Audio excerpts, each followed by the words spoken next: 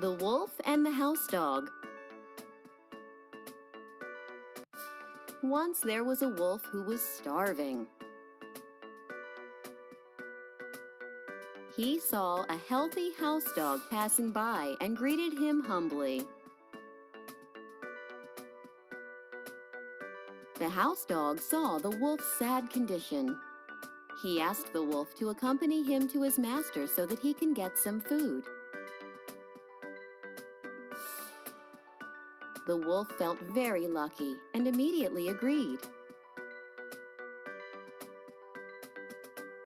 Suddenly, the wolf noticed that the hair on the dog's neck was worn and the skin was chafed. "What is this?" asked the wolf, pointing at the dog's neck.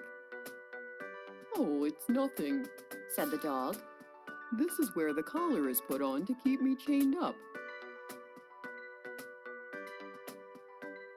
"Chained? Then goodbye to you, Master Dog," said the wolf and ran away into the woods. Moral of the story? There is nothing worth so much as liberty and freedom.